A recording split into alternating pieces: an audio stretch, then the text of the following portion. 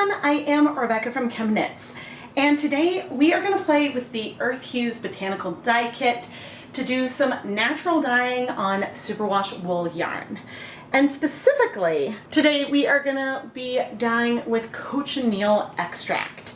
And we're going to set up our dye baths in 3 different ways, which in theory should give us 3 different hues from this dye, ranging from a pink to something more reddish and something more purplish. At least that is the plan. I'm very happy that this is a powder extract already. We'll talk more about the dye in a little bit, but if you want to learn more about the Earth Hues dye kit, which has a lot of great contents for getting started with natural dyeing, I will have a KnitPicks affiliate link down in the video description, and so I may earn a commission if you make a purchase after following my affiliate link. Now, to dye yarn with the cochineal, the first thing we have to do is some fiber prep. We need to add a mordant to our yarn so that way the dye molecules can bind. And this typically involves simmering the yarn with some heavy metal so that way the metal ions will bind to the yarn and therefore they can help the beautiful colored pigments bind to the yarn.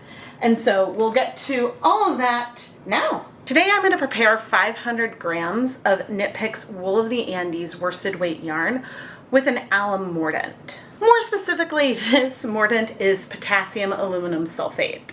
I removed the paper tags from the Wool of the Andes superwash yarn, which is 100% superwash Peruvian highland wool, and then got new reusable nylon zip ties to add onto the yarn to use as an extra tie. I typically reuse my zip ties over and over again over the course of multiple projects, but since I'm going to be looking at this cochineal dye for the very first time, I don't want any mordants or other dye extracts or chemicals to be on the zip ties because I don't want there to be anything else that will accidentally influence the color, so I'm trying to limit my variables as much as possible.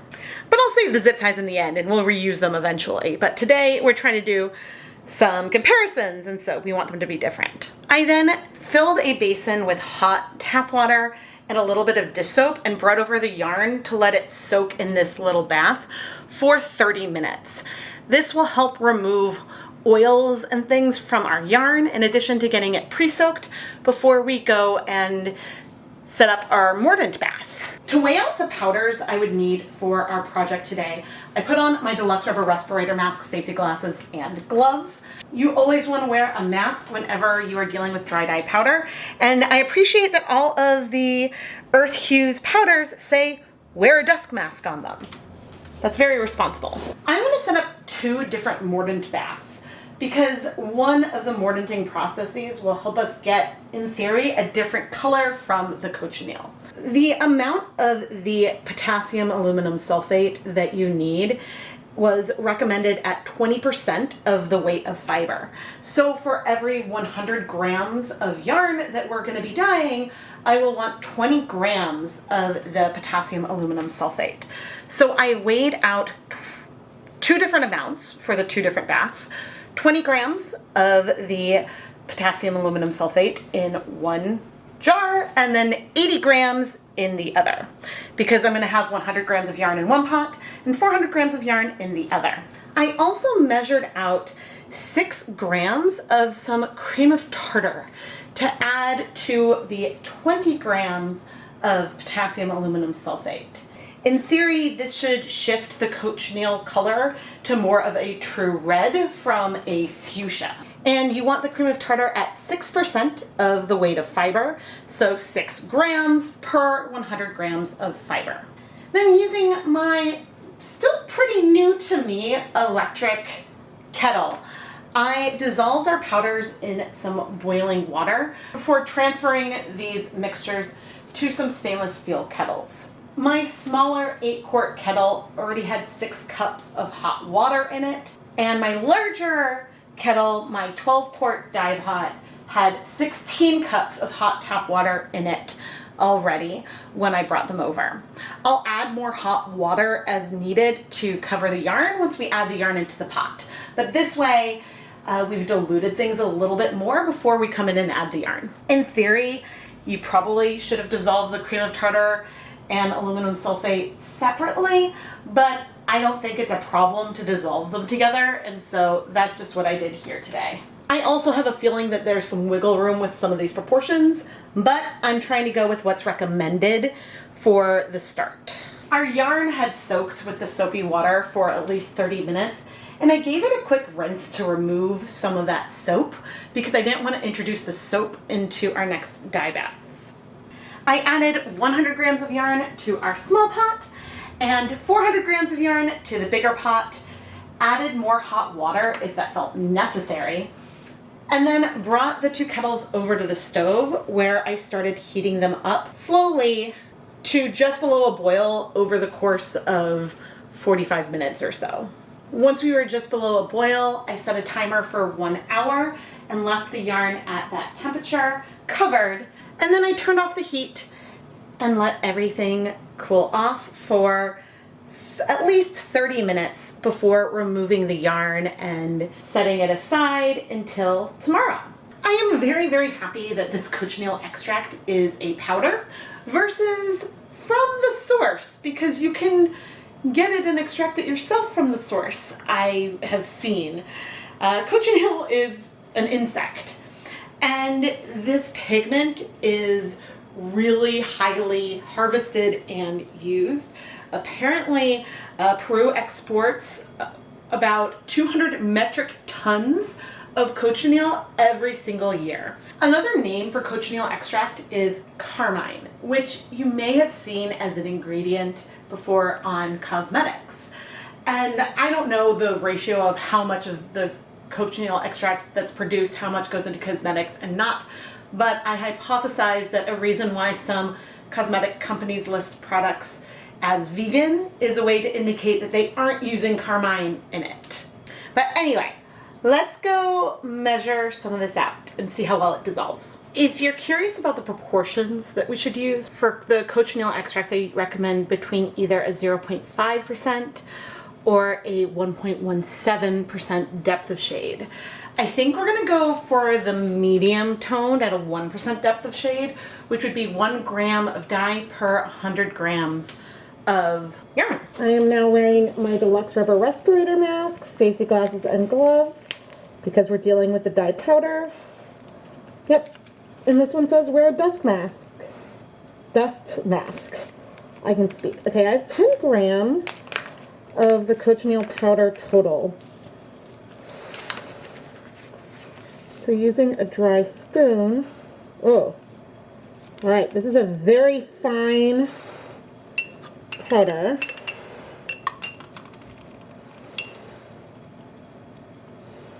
Okay, these ones have a little moisture in them, so it's always nice to see the amount I removed reflected. Okay, it's okay if we go a little over. I have a feeling that this stuff would stain, and you could always tell that I'm really focused when I stop talking. Now, one thing I did not do was mark which of these jars had the cream of tartar in it yesterday. That may have been smart, but I did wash it out with soap and hot water, so in theory everything should have been washed off and it dissolved anyway, so I'm not going to worry. The reason why I'm bringing this up is just because you never know if the results don't come out like we expect. There could be a reason for that, and I don't know the reason, right? Eek. Wiping things up. Got some good old beautiful sort of rosy red color. Oh, so I'm going to need to clean all this. I mean, I always clean the counter, but it's not always super visible what we have. All right, let's get some boiling water. And while my boiling water is heating up, I should have done that first. Let's go ahead and remove the 4 skeins that I treated with just our Mordant. I haven't decided what I'm going to do with the other 2, but maybe we'll decide we want to do something else with the cochineal. Maybe we won't. Now, I know that there's things you can do with applying mordants onto yarn in different ways. I did that at a silk scarf dyeing class once where we layered on the mordants. We sort of folded and tied and did the mordants before dyeing in the color. So maybe a fun experiment would be, depending on the results, would be to mordant in the Alum Mordant, but then mordant half of it with cream of tartar. So anyway, I'm going to go dump this. I don't think I'm supposed to rinse the mordanted yarn. So I'm going to go set this aside. Still waiting for the water to boil, but this first dye bath will be for just the cochineal. And then we'll remove the yarn and prepare the dye bath for the cochineal plus cream of tartar. But we may as well get this set up now. And then once both of those are done, then in this kettle, we can do the cochineal plus iron. Okay, I thought my electric hot pot boiled in seconds. I mean, it's heating up fast, but I'm impatient. I mean, I'm going to wait, but I thought it would be faster than this. Okay. Let's see, I should have added a little bit of water. I mean, in theory, I should be using boiling water for a lot of my dye stocks and things. It would make the dissolving happen a little bit easier. But the glass jars are louder on camera, and so maybe that's a reason to not do it. I am rinsing the spoon before going into the next one, just to keep things, I don't know, reasonably well set. Okay, but now into our dye kettle. Let's add the dye, see how we're doing. Maybe a hint of some powders left in here. But not much. It's hard to know how well things are dissolved. But there we go.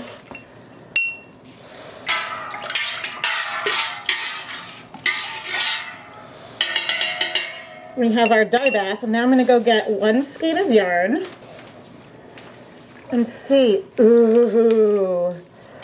Okay, this is a very like magenta-y color. If this stays on the yarn, oh, that'll be so pretty.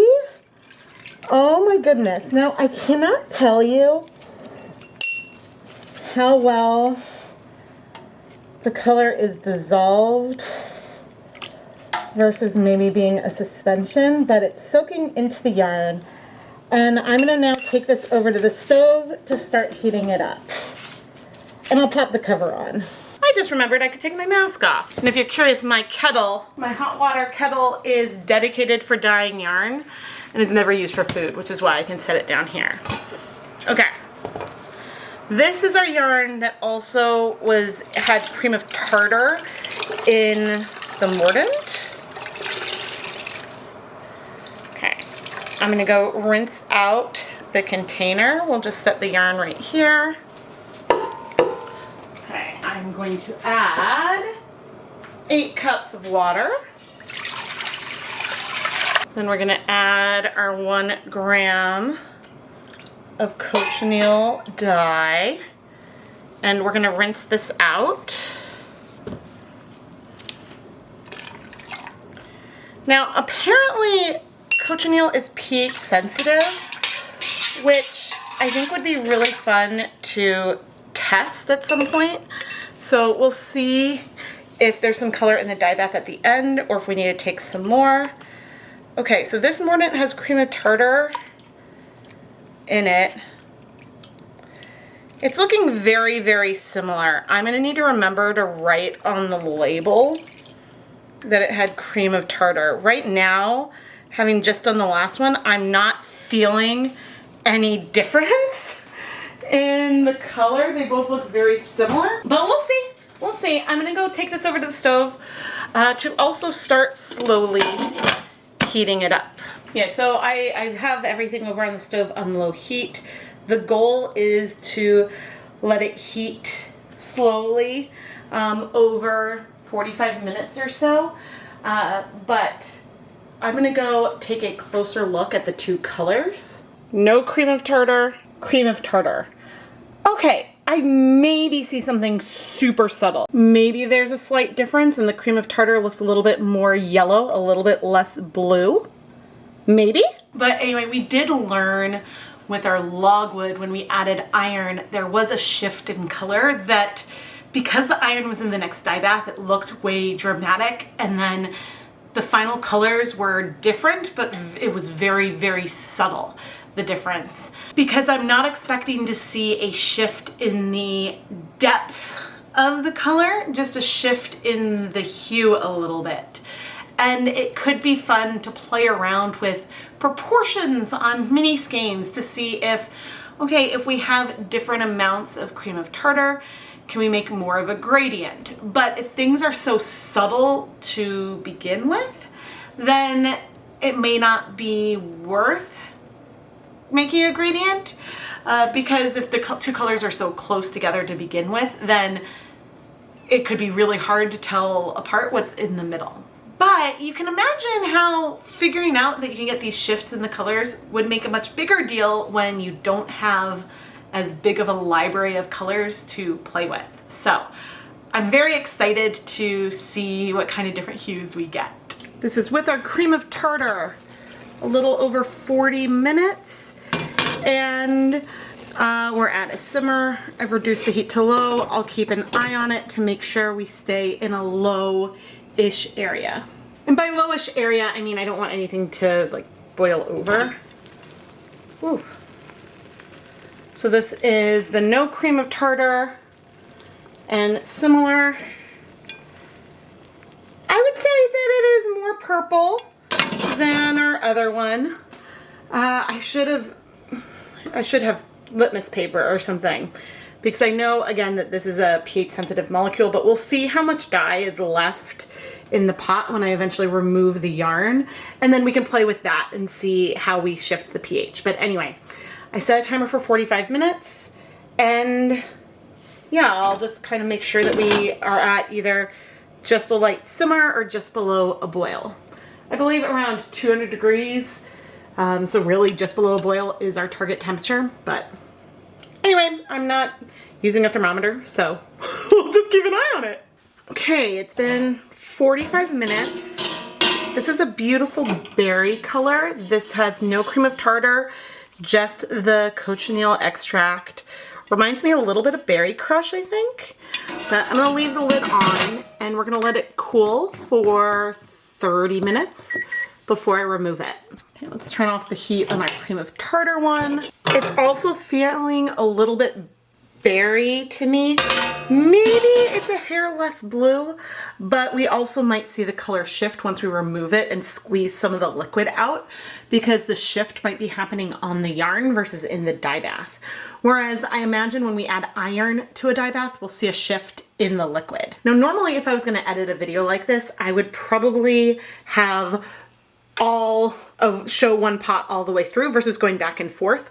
But I'm going back and forth because maybe I'll notice a color difference more in editing. But anyway, I'm still not gonna stir anything right now. We'll just pop the lid on and wait out these 30 minutes before we remove the yarn and add notes onto the zip ties so I don't forget which is which. All right, the 30 minutes up. This is our Just Mordant friend. And we are gonna remove the yarn.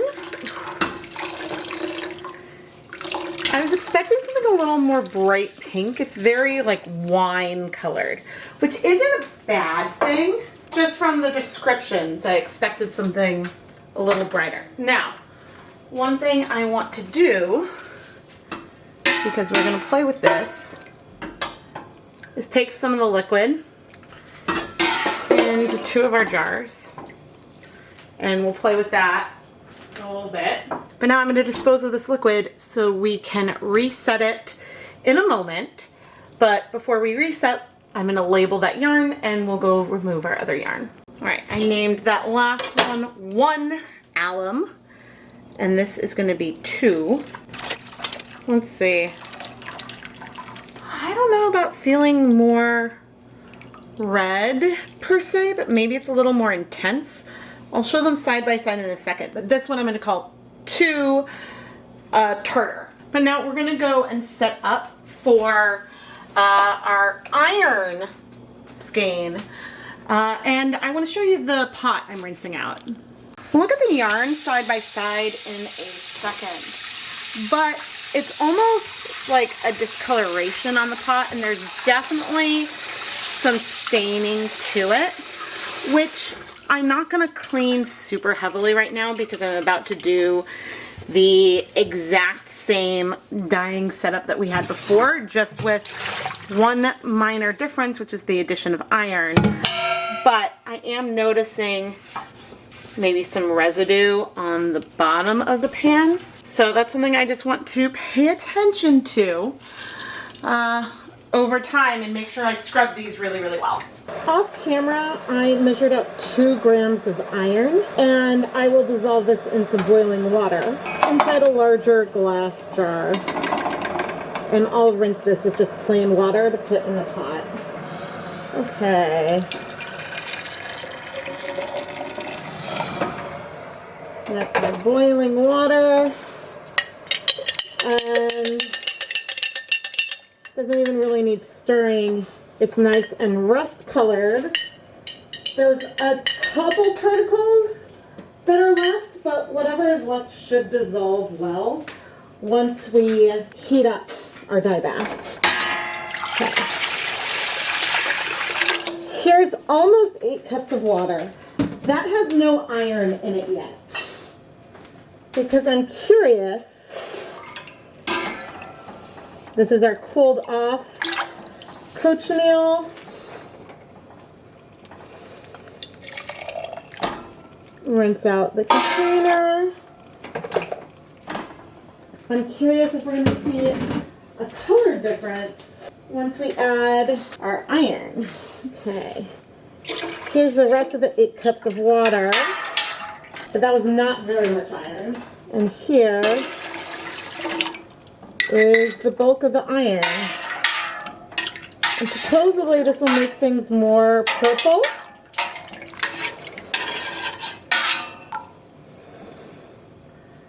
I don't know, maybe. Hard to say. Just rinsing out the jar. Okay. Now for the yarn. Let's bring her over. Oh, this is absolutely more purple. Okay, the liquid did not look much, but this, without a doubt. Oof, is it more red than logwood? But this is pretty. Oh my goodness. If this stays on the yarn, that is dramatic. Oh, I could take my mask off. But okay, let me start heating this. Oh my goodness, this wasn't dramatic when I first added the iron into the liquid, but when I put the yarn in, this is a huge change, because what we had from our other circumstances is this. Now we do have a difference here between these colors right now. This is just our Alum Mordant. It is a softer, more muted berry color. The color is more vibrant with that cream of tartar that we had in there.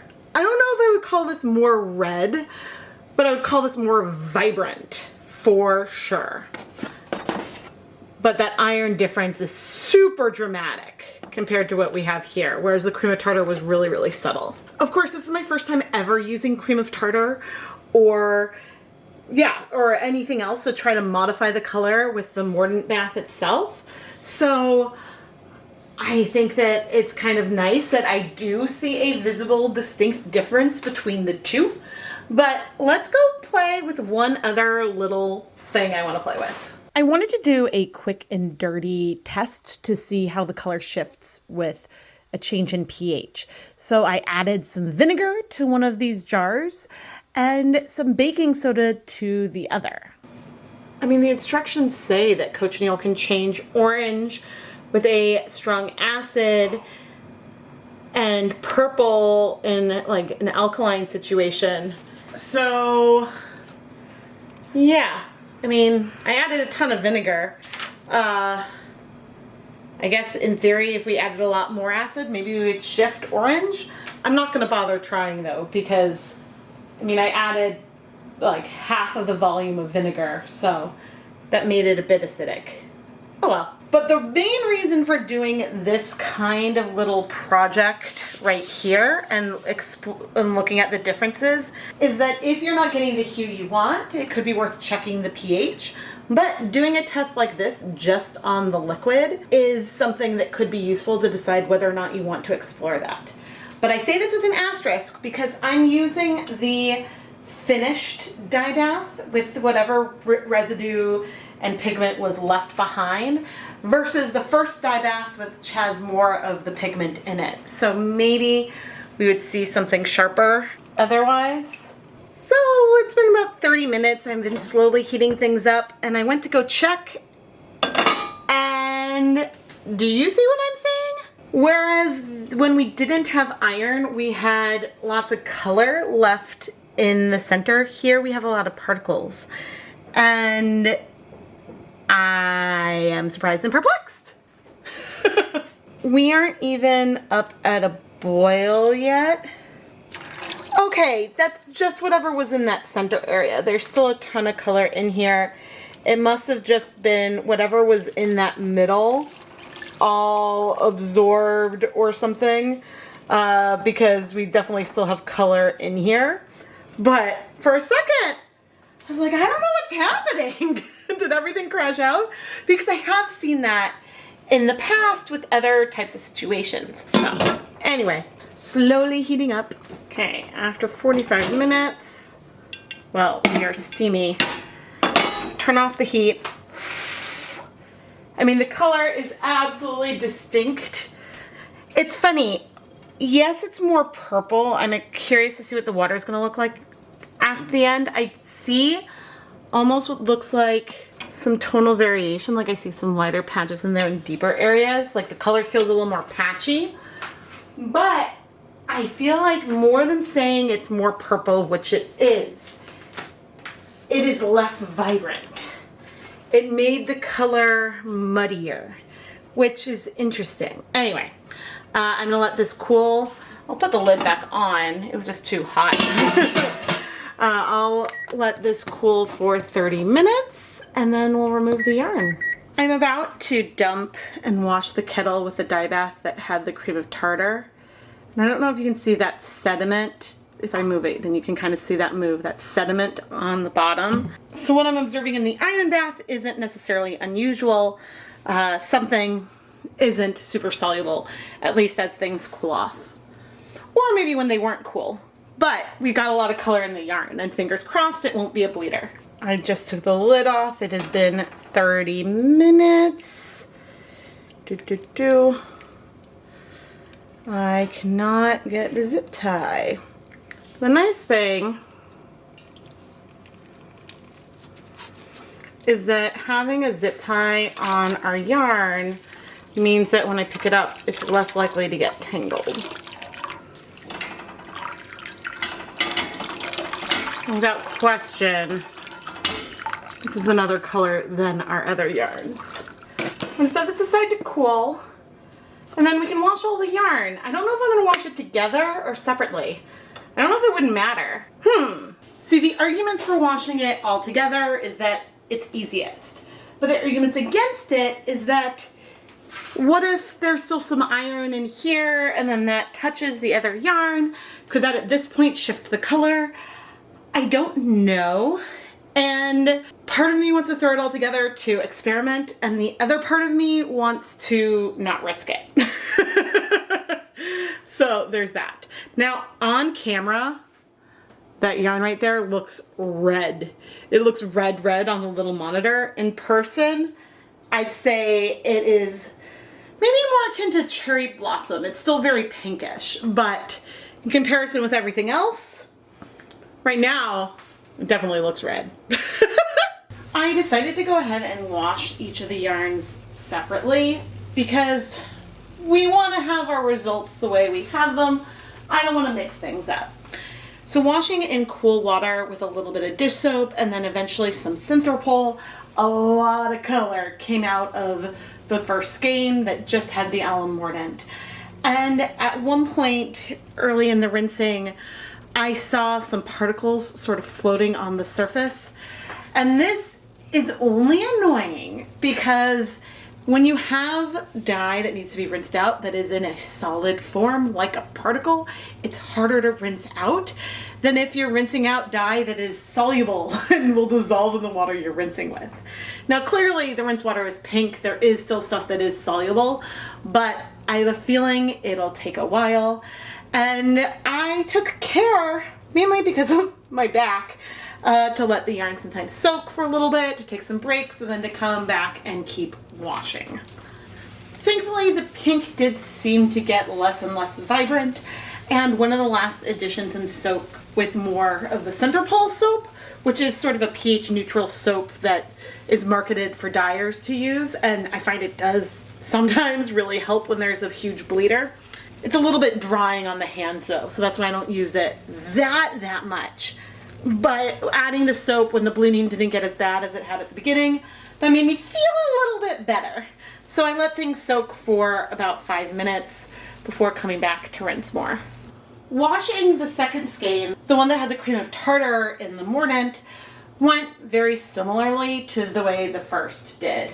There was a lot of bleeding, but eventually it got less and less until there was just a little light amount of color when I removed it, figuring I might do some more rinses once everything was mostly rinsed in the end. When I got to the third skein, surprisingly a lot more color came out of the yarn.